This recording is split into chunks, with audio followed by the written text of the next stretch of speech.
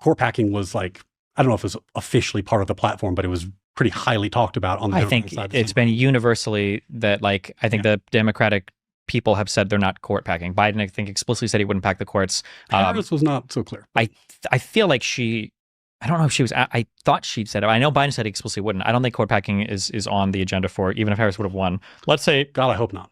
Okay. Destiny, the woke streamer, brought on one of his own viewers onto his show, an ex-Democrat, and he's also a lawyer, so he absolutely demolishes Destiny here in this debate. But this guy who left the left, I don't necessarily think he's a Republican, but he left the left wing because of how just insane the left has gotten and people like Destiny have gotten. He goes on Destiny's own show, his own viewer, and absolutely humiliates him live on his own show. Let's get into this clip here where Destiny gets into a pretty heated debate with this lawyer who left the left wing, and he's now destroying Destiny on his own show. You're going to hope I'm right if it comes down to it. Yeah, of course, but we're not arguing about what should the best outcome reading of that thing be, because I would agree, I would try to argue the strongest version for the side of the government. You should be on my side.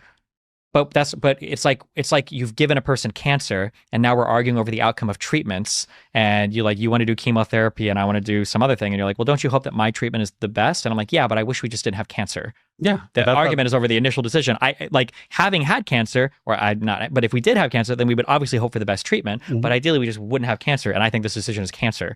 And we're talking about but I'll give you the final word if you want, because and then we can do the next part, or because we need to talk about, you're optimistic for our criminally immune president now, for only his core powers though. Why are you optimistic? Yeah. Well, I mean, I'm optimistic because there were a number of things that were on the ballot this time. And there's so many things about Trump that you could point out that are top horrible. Sure. And I would say, what are your top two things on the ballot you think Trump will do good on that would have been superior to a Harris administration, I guess? Originalism, court packing. Okay. I have no question. So the originalism has nothing to do with Trump, because he's not interpreting it. It has to do with what judges assuming he gets some more Supreme Court pick. It's going to have quite a lot to do with that. Yeah, let's hope that doesn't happen. And quite frankly, and this is what we're talking about on Wick's panel. And if I didn't shout him out earlier, sorry, Wick. Wick's awesome. Everyone should watch him.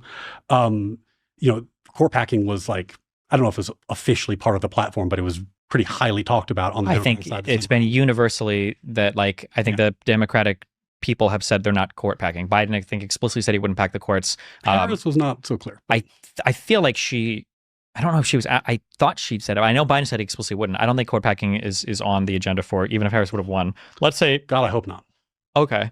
But yeah, those were obviously my my top ones where I thought that he would be better.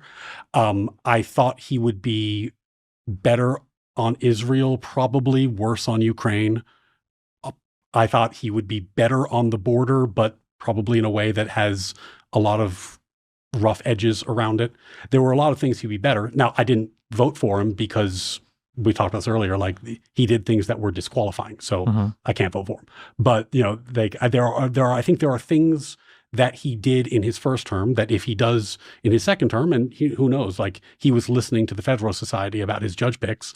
And if you look at, like we talked about Justice Gorsuch, we talked about Justice Barrett, he made some good picks. I hope he makes good picks again next time around. He definitely made better picks. I mean, just trying to zoom out and look at this as objectively as possible. Can you imagine if we had a very left wing, imagine if Kamala Harris got to appoint like 3 Supreme Court justices, dude.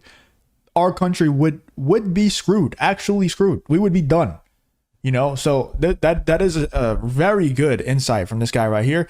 I also find it very interesting that people like Destiny, it's just the Middle East stuff is so interesting because there's a ton of right wingers out there who are just super pro-Israel, super pro that side. Then there's people like me who are like, I hope they both lose. I don't really care either way. Vinny in the video that we did yesterday, Vinny from the PBD podcast was saying like, it's at a point now where, if you and your brother are fighting over a toy every single day when you're a little kid, eventually your parents just going to say, give me that toy. Nobody's getting the toy. It's mine now. And that's what the US should do. And I kind of think, I think that's a really good point. I think it's a good analogy, but either way, either do that or get my tax money out of there, because I'm tired of not having a choice on whether or not I can pay taxes. And also, once I give you the taxes that you just steal from me, you don't even give me a say in where the money goes. But I find it very interesting that Destiny and people like him are so programmed now by the machine state to just defend the establishment that they can't even defend Palestine anymore. They can't even defend Gaza. You know, they are full on Israel supporters, and I find that pretty funny, because you know, people like me on the right are, I have to watch my words here, and it sucks that I do, but you have to watch your words. But we know that certain side over there in the Middle East, Ben Shapiro's favorite side, has a stranglehold on our politics. You know, if you just look at it's obvious, right? I think basically everybody with common sense can agree on that. But people like Destiny do not agree on that. And because he doesn't agree on that, he has to also go against what most lefties want, which is supporting Palestine, supporting Gaza. And it's weird for me because now I'm aligning with a bunch of lefties who are supporting that side. But in reality, those lefties don't actually care what's happening over there. They just care that America is allied with Israel, and the lefties hate America, so they're just doing whatever they possibly can to protest and say how much they hate America without actually saying it. So it's just a really weird situation over in the Middle East, man. And I find it very funny how people like Destiny are kind of just forced into agreeing with right-wingers, like establishment right-wingers, like boomer conservatives like Ben Shapiro and those types of people. He's forced to just align with them completely because that's what the establishment tells him to do. And people like Destiny, since 2020, since like the jabs and everything like that, have just literally become the establishment's PR team. Okay. I feel like the border stuff is kind of weak because he didn't do anything about the border last time. Foreign policy wise, just a whole thing, I guess. Like there was no like big legislative accomplishments on the border. He didn't change anything of substance. Like he got lucky that he could Title 42 his way to some decent immigration stuff, but I think his last year at the border was the highest amount of like illegal crossings than any year under Obama even. Obama was so much better on the border than Biden was. I mean, it's not comparable. Yeah, but I'm talking about Trump. I'm just saying that on Trump's last year, it was getting bad, and then he got to switch because he couldn't rely on Title 42 anymore. Well, I mean, I think the thing about border policy that's fascinating is that because it's executive and because the executive has so much power over border policy, all the playing in the joints is in executive policy. Well, but ideally we wouldn't want it to be that way, right? Oh, no. I mean, I think it must be. Like the border is one of the things that is like within the executive purview very clearly. In matters of national security, sure, but like, don't we want like immigration, like a good comprehensive change in our immigration policy to not have to rely on the executive? Yeah. But you're asking two different questions now. Do we want a good policy? Absolutely. Is it primarily going to be executive driven because it's the border? Yes. Well, we would have at least had some strengthening of the border onto that Lankford bill for immigration that Trump. So that bill, the thing about that bill, I'm going to date myself. Did you watch The West Wing? Like one episode. Okay. The idea that like somebody's running on something, so we're going to propose a solution, so they have to oppose it. That's like it's such a political trope that it's actually like it's in theater, right? Like it's a known thing. So what did we have? We had a If you enjoy content like this, to make sure to leave a like and subscribe to the channel. It really does help me out a ton. Let's get back to the video. Really aggressively terrible border policy under Biden. And I mean aggressively terrible because my best explanation for it is that he was almost playing like the not Trump game. Like I want to do whatever Trump did, I'm going to do the opposite of him. There's things Trump did at the border that I disagree with, but you don't need to be the polar opposite. You could be more nuanced. You could do what Obama did. In any event, then we have this bill.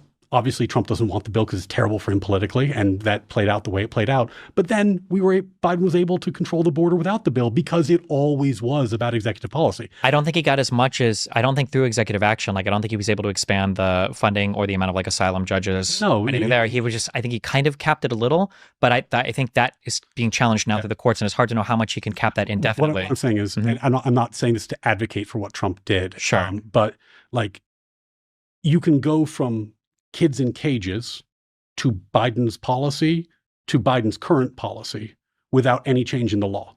That's the scale of executive discretion in this area.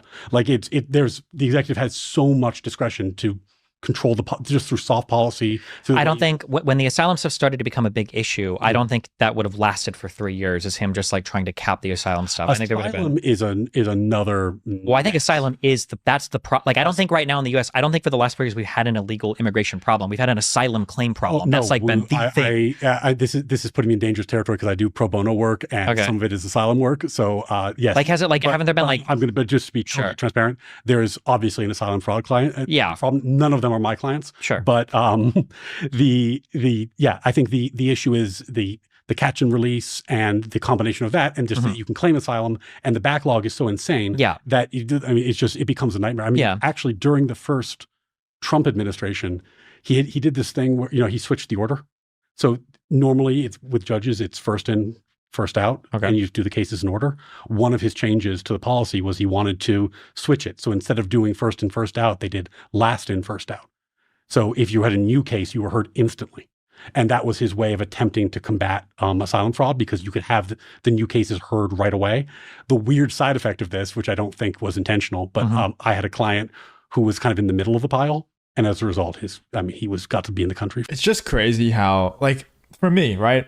If Donald Trump does something that is just so stupid and objectively puts the United States of America, the country that is his job to serve and make the country better, if he does something so stupid, I will 100% criticize him. And if somebody's sitting across from me, I'm not going to just defend him blindly, even though he obviously is making mistakes.